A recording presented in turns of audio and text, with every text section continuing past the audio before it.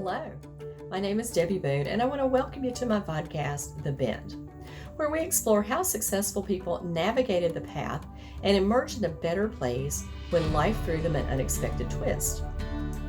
It's inspired by one of my favorite sayings: the bend in the road is not the end of the road unless you fail to make the curve.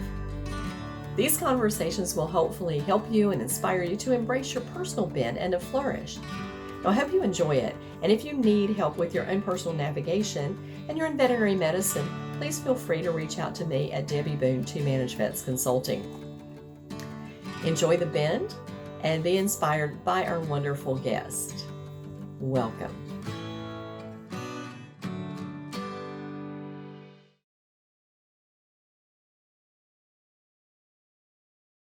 Hello, everyone, and welcome to today's episode of The Bend. So today I'm going to introduce you to my friend Stith Keiser. Now, Stith and I have a really long history together of starting our companies at about the same time and then collaborating together over the years. In fact, his dad, Dr. Chuck Kaiser, has been a mentor to me for many, many years and has encouraged me in my business. And so I feel like he's family. Chuck and Stith are family to me. So Stith, thank you so much for spending some time with us today. I just want to give a brief introduction of you, and then we're going to put all the details in the show notes.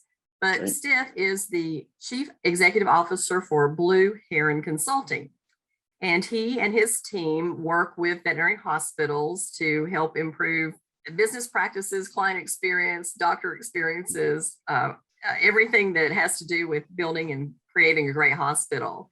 He also collaborates on the development and delivery of professional development curriculum at several of the veterinary schools, and he serves as an adjunct faculty member.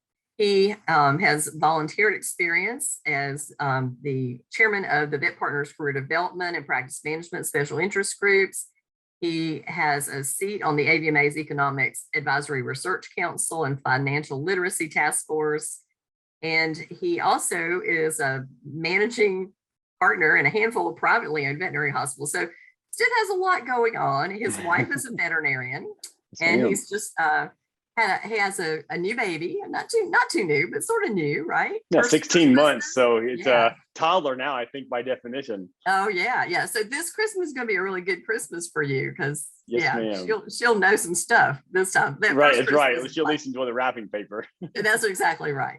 So Stith, thanks for coming on, and thanks for joining us with The Bend and talking a little bit about how you got there from here. Sure. Like I said, thank you so much for having me. Well, let's start a little bit with your origin story. Tell me how you began your career in veterinary medicine. Sure, Debbie. So as you've already mentioned, my dad, I grew up on a small farm in a small town in Kentucky, and Dad was a mixed animal practitioner. And my first memories were bouncing along the country roads in the truck with him when he was headed out in the middle of the night to pull calves. And I got to grow up like so many kids whose parents are veterinarians, helping in the clinics, cleaning poop and assisting, never officially a technician, but certainly getting to play the uncredentialed role doing that for a bit. And I'm fortunate in that Dad is one of the veterinarians who enjoyed his career. I know a lot right now, and statistically, a lot of veterinarians would not recommend this profession to their friends and family, but Dad was one that did. And I really enjoyed not only the clinical piece, but probably even more so, loved watching him go from a ambulatory mixed animal veterinarian to building his first practice, and then eventually expanding and having a couple of hospitals, all privately held, throughout Kentucky. And Debbie, in terms of like kind of from there, I assumed I would go to veterinary school because, again, Dad seemed to have fun with what he was doing, and I loved what he got to do for his team and the community. And I vividly remember my senior year of high school. Dad and I were out on horseback. We had some cows growing up. Still have some cows, and we were out checking cows. And Dad asked me if I was going to go pre-vet and go to vet school, and I said yes, sir. I wanted to follow in his footsteps, and he asked me why, and I said, well, I've loved watching you take a business of one and growing it. And I love watching what he did for his team and clients and patients. I want to do something similar. And probably the pivotal point, at least in my career, was when he said, if you love business and people, why go to veterinary school? And I decided on that hill in high school that, you know what, while I love what medicine does for patients, that wasn't my passion. My passion was the profession, but my passion was the people in the profession. And so I went and got a business degree, nothing fancy, just undergrad degree. And again, having a father as a veterinarian, I had the debate of, well, do I go home and work for dad, or do I go elsewhere? And especially coming from a small town, I feared that if I went home and worked for dad, whether I was a great manager or incompetent, I was always going to be seen as the boss's son. And so I chose not to do that. Never came back home and worked for dad, moved out west instead, and landed a job actually started as a front desk at a veterinary hospital. And that role into an office manager and eventually a hospital administrator at a 7-doctor mixed animal practice out there. So that's kind of the origin story. Yeah. As you know, I could spend an hour telling the story, but that's the basics of it. I think one of the things that we both will agree on is Chuck is really good at ferreting out the answers to the hard questions. Yes, ma'am, absolutely. He doesn't hesitate to ask you those, where most people would just kind of gloss over and go, no. He's going to ask you those hard questions and make you think about your career. And he did it to me. And obviously, he's done it to a whole lot of people over the years, because we're not the only two people he's mentored over the years. That's for sure. I love the path that you started, because, like you, I started as a receptionist. I have a degree in animal science, wanted to go to vet school, got into it, went, I don't really want to do this. But I still love the profession. I still just enjoy, I think there's a combination of the business and the people and the science that is a fascinating mix for me in the veterinary hospital world. So yeah, I totally get that. So you're out there managing out west. How did life throw you the curveball? What was the change that happened? Being a 7-doctor hospital, I know that was similar to your background, multi-doctor, large hospital. And I know 7 is still small compared to some hospitals, but it was big enough where it seemed like hiring was just a constant challenge, either the hiring or the training side. And I just dealt with a day of, we were trying to grow. Fortunately, we're not replacing a doctor, but trying to find a new one at the time, and just having a hard time trying to find somebody that not only wanted to be in Colorado, which actually that's not that difficult, or at least at the time, but trying to find somebody that fit our culture as a mixed animal practice. And so I was in the truck driving home that day, and this reference now may be lost on people that are younger than me, but I heard a commercial for eharmony.com, which is that old dating, site for those that aren't familiar with it. And what struck me about eHarmony was it focused on this idea of compatibility. And at the time, recruiters in veterinary medicine didn't do that. And have my own experience. If you said I need a veterinarian in Colorado, the recruiter would just send you resumes for veterinarians in Colorado. Practice didn't matter. Location in Colorado didn't matter.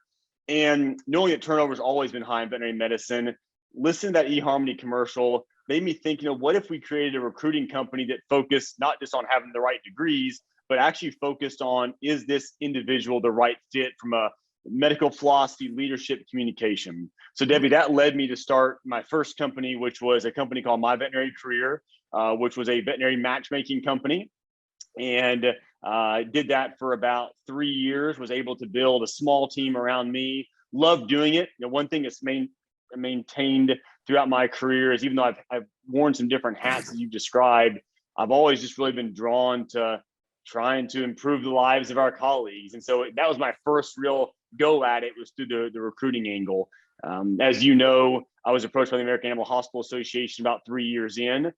They asked to purchase that company. And so I sold my veterinary career to the American Animal Hospital Association, joined them, was able to bring my team over. That was part of the deal, and spent about 5 years then continuing to run the My Veterinary Career division, and then running their student career program, which is what started getting me into all the veterinary schools in the United States and Canada. Yeah, and for a little while, I used to screen your managers, and I used yes, ma'am.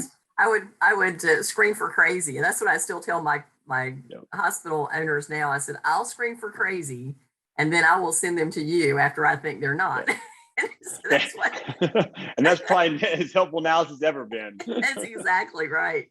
Yeah, because I always remember you telling the story of one of the guys who was going, and you caught him, like he was broke into a pornography shop and was running around with a blow-up doll.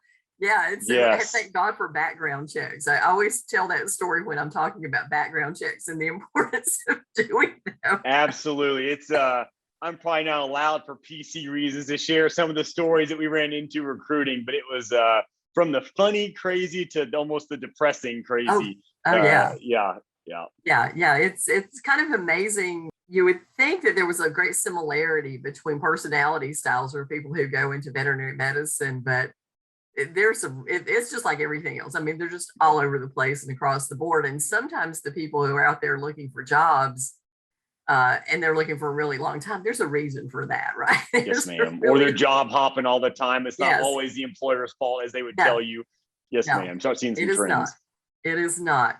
Obviously, after 5 years or so, AHA, being an association and fickle as associations can be, decided to discontinue having my veterinary career. So I guess this is probably a curveball for you. And then, so how did you jump back on your feet and go to the next thing? Sure. So NVC, AHA did discontinue. They actually discontinued about a year after I left. And so that maybe that would have made it an easier transition if they'd made the decision. And don't get me wrong, Dr. Mike Cavanaugh was CEO when I was there. I learned so much from him. He was a great mentor. I really enjoyed my time at the association. Mm-hmm.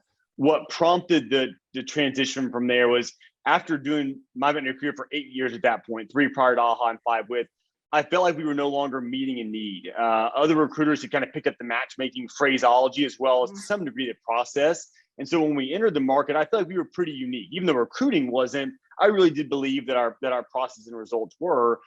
One of the biggest frustrations, and Debbie, you saw some of this on the interviews that I had, was especially when interviewing, when you're selling a candidate on a hospital, ultimately, part of the reason they take that position is because of their trust in you. And I got to the point where I felt like I was selling something without being able to guarantee it. I was pitching this hospital, and oftentimes the pitch was genuine in that I was taking what the owner wanted her hospital to be like and selling that. But as you know, a lot of times as an owner, our vision of our hospital is not always reality. Mm-hmm. And I got to the point where I felt like people were trusting me and taking a job and then getting into a hospital and finding that how it was represented to me and therefore how I represented it wasn't quite reality. Right. And so that really sparked the idea of, well, if I can't control that as a recruiter, what can I do to try to make practices a better place to work? And you mentioned that there's the profit piece of that, there's the culture piece of that, there's the client experience, there's the patient care. And that's what opened the door for Blue Heron Consulting, was not necessarily not liking recruiting, it was wanting to have a higher degree of influence to hopefully have an even greater impact on the lives of colleagues and friends. Yeah. I actually went to AHA, pitched that idea to them. And at first they thought it was kind of interesting. And then we had a board changeover, and the new board, for a lot of reasons, a lot of which I understand, felt like, getting into consulting was not the right move for AHA. When they made that decision, that's when I decided, you know what, I really believe in this Blue Heron idea. And as much as I enjoyed my veterinary career, I backfilled the role with somebody there at AHA to take that over for me. And then I transitioned out to focus exclusively on Blue Heron. Now, as someone who has started a consulting business from scratch, how scary was this for you? Oh, terrifying. And again, knowing your business background as well, the scariest was the first business, because that was the first real business. And I remember going to the bank and getting a loan, and I was 23 when I started in my veterinary career business. So most banks wouldn't even talk to me, let alone give me a loan. I finally found a small community bank that, still kind of believed in people in addition to needing the numbers to work. So that was the scariest, because at that point, being a business owner was untested for the most part. Blue Heron Consulting was less scary, because at least I'd done one round of it, but you're still nervous. I mean, at that point, like you, I was already out speaking and writing a fair bit. So I felt like I had a bit of a brand, a reputation that I'd worked hard to cultivate, that I wanted to try to maintain. And like, for the same reason you started yours, you don't start a business for the money or for the title or whatever. You start it because you believe you can make a difference. And there's fear around, well, can I actually make the impact that I want to have? So it was nerve-wracking, but you mentioned Dad and a great support system of people that believed in me, which made it easier than it would have been without that. Yeah, absolutely the truth. And I will even say I've been on the periphery of Blue Heron myself, and being able just to talk to Chuck, talk to you, talked to some of your veterinarians, and Chuck even said, "Oh, you can borrow a veterinarian if you need to." We've got some good ones. It was like the safety net, a little bit of a safety net for me. But one of the things that I think that particularly our audience is interested in on this platform is decision making, because and it's actually the reason I started the podcast. And the podcast is because it seems to be that there were a lot of people who were stuck in positions that they didn't like, and that there was a great deal of fear involved in the decision making, moving out of comfort zone. I've been there, you've been there, the guests on my show absolutely have been moved out of comfort zone. So tell us a little bit about your decision making process to, even with the very first my veterinary career business, to move out of the comfort of that stable paycheck and say, I'm going to start my own business and do my own thing. Yes, ma'am. Well, for the first business, I remember for the first year, I was basically back in college eating ramen noodle, peanut butter, and drinking the lightest, cheapest beer I could find. And so I relived my college year trying to make a living. I think to answer your question, Debbie, and as I look at every professional decision, and actually personal for that matter too, probably, it's always come back to my why. And that at this point, everyone's probably heard that Simon Sinek TED Talk or read the book about it. As I mentioned earlier, even though I've worn different hats and continue to wear different hats in the profession, my why has always kind of been the guiding principle to what opportunities I've pursued, as well as what opportunities that I've turned down. So the decision making for me, I've always had that same North Star. So then the decision making becomes, if that's the legacy that I want to create, if that's the mark I want to leave on the profession or try to leave on the profession, then it's less about trying to find myself and more about knowing this is what I want to be able to accomplish for the profession. Then it's a matter of choosing the option that allows me to do that. We also had a team call this morning, actually, and we just did the Strength Finders assessment for a team. First time I'd ever done it. I really enjoyed it. I'm not promoting it, but it was a fun thing to do. And my top 5 strengths, number 1 was relator, which relationship centered. My number 2 was belief. And I think going back to your question, that belief in kind of your convictions and a core set of values, having that helps mitigate the fear associated with leaving a stable paycheck, because stable paycheck, there was already an opportunity for advancement that I really appreciate the exec team had kind of laid out. So I knew where I could go if I did certain things. So to leave that to go do another startup, you're right. It was nerve-wracking, but it was a belief in what my business partner, Dusty, and I were trying to accomplish, as well as a belief in kind of the team that we were building around us. And that, was it still scary? Yes. Yeah. But it was that belief that ultimately made the decision actually really easy. Now, you mentioned core values and knowing your why. And I think this is something that I would encourage people to do. We have a tendency as business people to think we're going to set our core values, we're going to put it on a plaque on the wall, and then we're not going to pay any attention to it because we did it, right? We checked it off the list. But as a person, I think it's really important that you know your own core values and that you know why you want to do things. And very much like you, I believe that, I always laugh and say I teach animal people how to communicate successfully with humans. That's my job. And I feel like by doing that, animals get better care, team members enjoy their jobs more, veterinarians have less stress and burnout, all because our clients are compliant and say yes. And that's sort of, how I got started in this whole thing. But that's my why. And then I have core values, like you said. You and I both get offered opportunities a lot of times to do work, and you have to look at those things and go, no, I really don't want to work with this company because I don't believe that they're a fit for me. They're for my core values. I don't believe that their quality is as good as I want my name attached to. And so sometimes it's money. It's a lot of money. You have to turn that down. Right. But that, going back to that North Star of your core values and your beliefs, keeps you on track. Yes, ma'am. So what do you consider to be your biggest career mistake? I actually have been giving this one some thought because I've made so many, and I jest, but I'm serious. I think anybody in business does. I've made mistakes in the startups. I've made mistakes in practice. I made mistakes at the association level. And my biggest mistake actually overlapped personal and professional. Debbie, as you know, I spent about the first 10 years of my career, a lot of that being my veterinary career time, on the road. And I loved it. And I was single for most of that. And I was literally, if school was in session, I was in the veterinary school teaching or lecturing, depending on the setup of the veterinary school.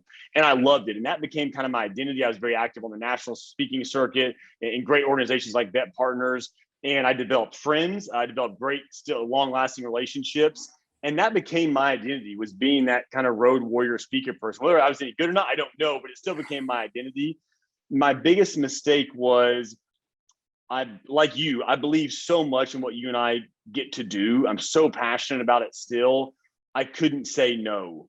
And I couldn't say no for speaking gigs or writing. And I just kept saying yes, yes, yes. And when it was only me to worry about, I don't need a lot of sleep. I can drink coffee. I don't mind being on planes all the time. But it was actually when I got married, I was still saying yes, yes, yes to all these opportunities. And I hit a point where I realized that I'd watched some of my mentors in our space that are phenomenal consultants. They truly dedicated their life to being the road warrior consultant. And they've helped who knows how many people. They've built a great legacy. I realized that's not what I wanted for my wife and I at the time, now our family.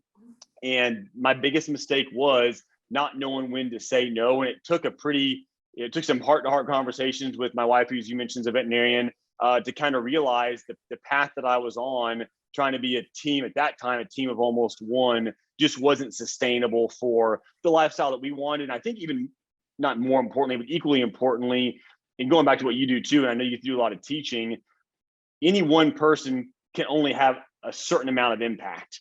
And the cool thing about that bad business decision of never saying no is I recognized that if it was only just me, I was going to quickly reach the number of lives that I could touch, hopefully for the better. And that forced me to stop thinking as a solo practitioner, as an independent business owner, and made me start looking at how do I scale this to hopefully have, again, a bigger impact. Right.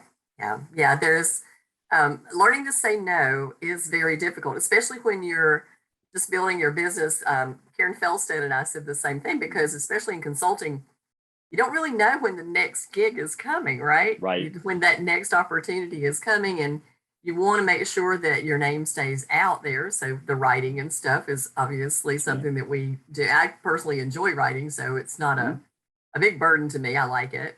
But you also have to have a life and say no. So, I have the example, I have a new client who's asked me for some information, and then she wanted to talk to me over the weekend. And I went, I reserve the weekend for my family. And so I'm setting the boundaries for myself, just like I try to teach my veterinary clients to set boundaries for themselves. But sometimes you got to say, okay, I'm going to stick with this no matter how much it costs me, because sometimes it will cost you financially. But you know what? It all comes around. You didn't need it anyway, right? Yes, So ma'am. Exactly. Didn't need it anyway. Let's talk a little bit about networking, because this is really how kind of you and I met. We have the strangest story. I mean, me and your dad. I was working as the manager, the hospital administrator, actually the chief operating officer of the last hospital I managed. And he called up out of the blue wanting my boss to be part of the North American Business Association that he was starting with AHA. And I ended up talking to Chuck, a total stranger, an hour and a half on the phone. Now, this won't be a surprise to Stith, because you can carry on a conversation with Chuck.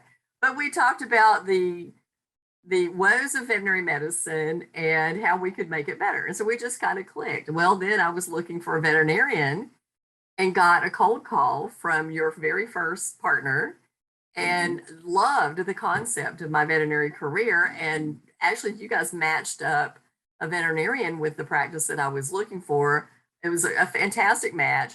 The doctor ended up not listening to you and hiring somebody who had done an externship with her, who actually managed to stay about 5 months. So she should have listened to you guys. Hindsight's 2020. Oh gosh, really.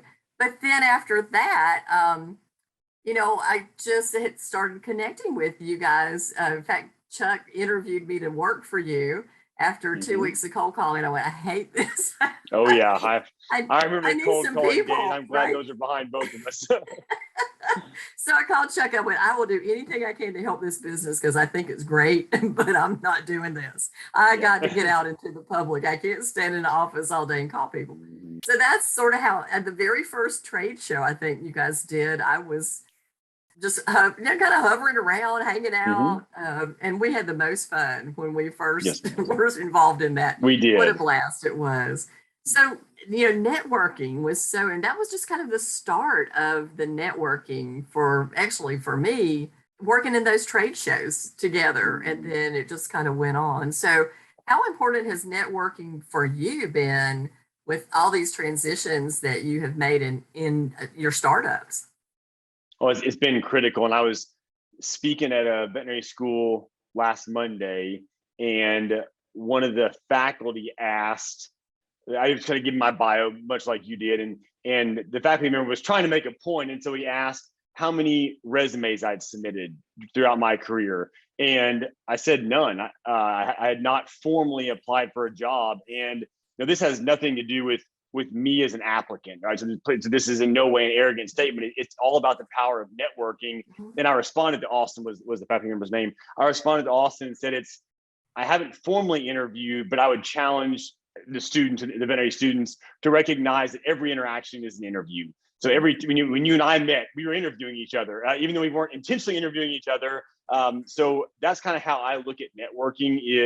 It's an interview, and not only is it an interview professionally, but like you, Debbie, and I can list probably a couple of handfuls of other folks through vet partners that you and I both know that have become really good friends. So networking has been not only critical in my professional career, but as I look at our personal life, it's made that richer as well. Mm-hmm.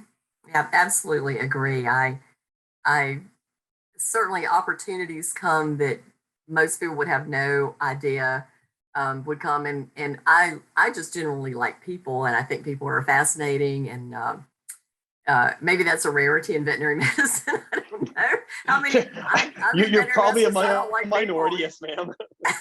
But I do like people. And I find people are fascinating. And I laughed. I even gave a lecture this year at AHA on how to talk to strangers, because I think that people are losing the skill to do that, to just strike up a conversation with somebody. And it's so valuable over your life, when you look back and you go, gosh, just randomly striking up a conversation and look at where it ends up. You just never know. So definitely encourage that. Any tips that you would give people who are not extroverts, who, just kind of uncomfortable making those startup conversations with people? Yes, ma'am. And this is actually fairly easy for me because I think I'm an introvert. I enjoy interactions like this one-on-one, but stick me at a networking event at a conference and I shrink back. So I love the one-on-one stuff, but I am not the social butterfly. I have to force myself to get outside. You mentioned comfort zone earlier. I have to force myself to get outside of my comfort zone because I know how important those relationships are. So to answer your question more directly, though, and I tell my third-year veterinary students this as well, the book How to Win Friends and Influence People by Dale Carnegie, one of my favorite books, and I love it not only professionally, not only for the students that are getting ready to go do interviews, but even on a personal level. That book, which if you haven't read it, I know you have, Debbie, but for our listeners, highly encourage people to go check it out. The book is all about how to make genuine, and I emphasize that because I think some people think networking, actually I've had students say this in the past, they think networking and they immediately think of the negative stereotype of the used car salesman. Not that all of them are that way, but that kind of negative of just like the cheap salesy, trying to do anything to win you over. Yeah. This book isn't about that. It just emphasizes those genuine relationships. So that book is phenomenal. The second thing, and this is what I try to remind myself in a networking situation, is it's not about the number of business cards I can collect. It's not about trying to have a 30-second conversation with every single person in the room. I would much rather, whether this is right or wrong, find a few people and actually engage in some sort of meaningful conversation. Because some people you approach, you're going to realize, you know what, not a lot in common. We can have a nice conversation, move on. And other people, when you start talking, whether you connect over personal things or professional things, it just clicks. And that to me is rewarding. Having that kind of conversation, that part is fun, even for an introvert, because like you said, I enjoy that deep connection. And I also am very much under the belief that no matter what we may do in our careers, we can learn something from every single person we meet, regardless of their title or how much money they make. Everyone can teach us something. And that kind of pursuit of knowledge, if you will, is I think a lot of fun. Yeah, I agree. My husband asked me one day, so what do you want to learn? Because I'm like a voracious reader. And I said, everything. And I really do. I mean, I don't care if it's laying bricks, if it's, I love a hardware store. I just love like figuring out how things are built. And then, the things in veterinary medicine are fascinating to me. And then how airplanes work, you name it. I want to know all that stuff. Yep.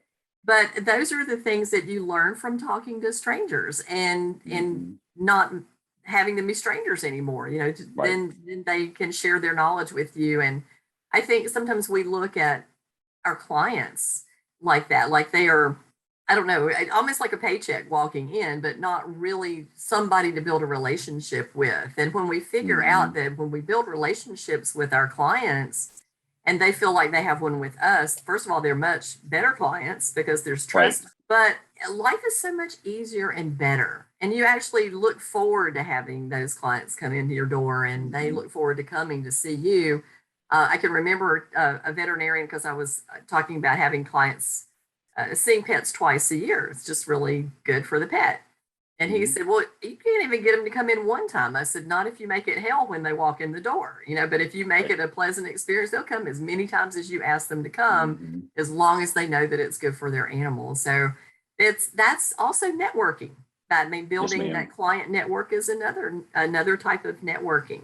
So Stith, what advice would you give somebody who is facing these big, life decision, career decision? How do you just sit down there and run your pros and cons? I mean, some people just go with their gut. Others are list makers. How are you? Are you a list maker? I do make lists sometimes. Usually those lists support kind of the 3-step process I go through. So number one, we talked about the why. I always start with that. And is whatever I'm getting ready to do, is that going to help me accomplish my why or not? And that's not necessarily going to dictate whether I say yes or no completely, but that's going to give me a really big indicator of whether or not I should be considering. So that's number one. Number two, and I share this at conferences too, and I know you do as well, it's defining success. And it's not up to me and you to say what success should look like. To some people, success is money. And we've got colleagues and friends who, practice owners, that is how they define their success in life, is how much money they make. We've got others that define success by what they can do with their families. And so it's not about you and I saying this is what success looks like. But as we make this decision, it's start with why. It's number two, have a really clear definition of success. And the third one, and this is going to be a little bit money oriented, I think it's important for our career because we've historically not taken care of ourselves and our family in this respect, is being familiar with the concept of your number. So knowing what you need to live the lifestyle you want to live, where that lifestyle is living on a trailer, in a trailer on an acre, or that lifestyle is having multiple homes, sending your kids to college, being able to give philanthropically. But all of us, whether we thought about it or not, all of us have a desired lifestyle. And depending on what that lifestyle is, we need X amount of money to get there. You mentioned earlier, Debbie, you've turned down money at a time when maybe it would have been nice to have that money because it didn't align. Knowing where you are with where you need to be to financially secure, taking care of your family, I think can also help us decide, is this an opportunity that's worth whatever the trade-offs are to go accept it? So knowing those three things are kind of my foundational pieces of making a decision. And then beyond that, to your point, I do list sometimes the pros and cons. Certainly talk to family members, mentors, and get their input too. Yeah, I think that's, I think it's so important to have people that you can talk to and to that you trust their judgment and their opinion, and to not be afraid to reach out to people, and even people that you may not know very well, but that you still respect their knowledge and their opinion. Because I know I've had many young people reach out to me through Facebook and ask a question, and I'll always answer them. I'm not going to charge them anything for it. Right. I'm just happy to help. That being said, not everybody call me up tomorrow, please. Happy to give career advice, a little bit at a time. But no, I'm happy to try to help people through their challenges, knowing what I know and the experiences that I've had in a pretty long career in veterinary medicine, and just in working with people in general. I mean, mistakes I've made, I'm happy to share those out there in the world and confess my sins, because sometimes, I look at stuff that I did when I was younger and went, wow, probably I got really lucky shouldn't have after that decision. yeah. So Steph, tell us a fun fact about you. Do you have like a secret talent, a favorite song, something people would be surprised to know about you? I don't know that I have many talents at all. Let's see here. A fun fact. Most people don't know this because I've just recently been able to do it. But when I was growing up, thinking about the career in veterinary medicine, I pretty much narrowed down to either wanting to do something in veterinary medicine or doing something basically cowboy or an outfitter. So outfitter being, the horseback trips out west.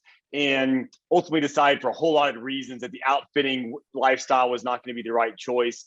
But about a year ago, with Blue Heron growing, phenomenal team members, getting to work with phenomenal clients, we got to a point where we were able to launch what we call our Wilderness CE series. And the reason I shared that is because it allows me to spend about 2 months a year with our clients on horseback, doing CE trips up in the mountains. And that's something that I think a lot of people that just see me on the speaking or whatever don't know about that side of my life. But we still live on a farm, still have horses, and as much as I love the Zoom stuff and the speaking stuff and being in schools, being able to disconnect for a couple months and go run around the mountains with friends and colleagues is a pretty cool thing.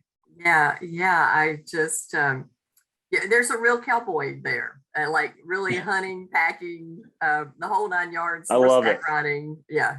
Yes, You're the real cowboy. Well, I don't know if I'd go that far, but I play one on TV. How about that? We'll get to see you on an episode of Yellowstone soon. There you go. Oh man. Well, Steph, any final words of wisdom or anything that you want to say to the audience about you or Blue Heron? A favorite book, favorite quote? We've already talked about Simon Sinek, Start With Why, and I think that should be mandatory reading to every child about the time they get into maybe the 8th grade or something. Then Agreed. they should read that. Yes, ma'am. No, the Blue Heron stuff people can check out online if they're interested. I don't need to bore people with that. Books, you've covered 2 good ones with How to Win Friends, Influence People. Good to Great. Another, I think my grandpa recommended that book to me. That's been another phenomenal one. Last piece of advice, and Debbie, knowing that your listeners get to listen, you do a lot of these. You epitomize, in my mind at least, what it looks like to be successful and make big career change. I mean, going from, again, a big hospital, a big role in a big hospital, and all the perks and headaches that come with that, to deciding that you could do more for the industry through your consulting business and going through that decision-making tree and looking at how successful you've become. To me, I mean, you're a living example of what can happen if we push ourselves beyond our comfort zone for the right reason and surround ourselves with the right people. So it continues to be a pleasure to call you a friend as well as a mentor, and I really do appreciate being on here today. Oh, you're quite welcome. And thank you for those kind words. Sometimes I look back and every now and then you see something in print and you go, I think I said that, right? Yes. Same thing. So it's been long enough now to where I think sometimes the work that I've started is actually making some kind of an imprint out there in the world. And if so, hallelujah, because I really, really want to help the veterinary teams just have the wonderful life that I've had in veterinary medicine. And I think that it is a great profession. I think that there are a lot of people who love it like we do, who are happy in it. And I really am concerned that we're discouraging people to coming into our profession because the ones who are happy are not speaking up enough about how great the profession can be if you do it right. And, you and I, we've done it right, and we work with practices that do it right.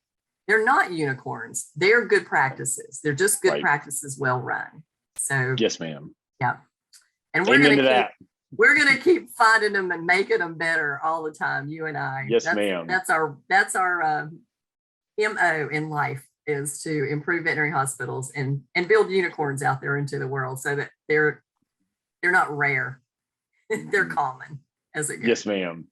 All right. Well, thank you again, Stith, for your time today and for sharing your story with our listeners. It's I even learned stuff about you today I didn't know. So yeah. And if I'm glad. I was afraid this would all just be a boring, you could recite it all at this point. So it makes you feel a little bit better. You learned something. I learned some stuff today. And so if anybody wants to be involved with the blue heron in the wilderness and would like to backpack up into the Montana and the wilds with following Stith on a horse, then I encourage you to do it. Chuck has tried to get me and my husband to do that for a while, but my husband doesn't ride horses, so I can't see that happening out there. He said, yeah, horses make it a lot easier than trying to hike it all. Yeah. All right. Well, thank you again, and thank you to our listeners for listening to this episode of The Bend. As always, my name is Debbie Boone, and it's a pleasure to be the host of this party and that happens every couple of weeks. So thank you to everyone who listens. And I hope this one is coming out at the holidays or soon after the holidays. So I hope everyone has a wonderful holiday season and that we will see you at some conferences. Just keep following us on The Bend.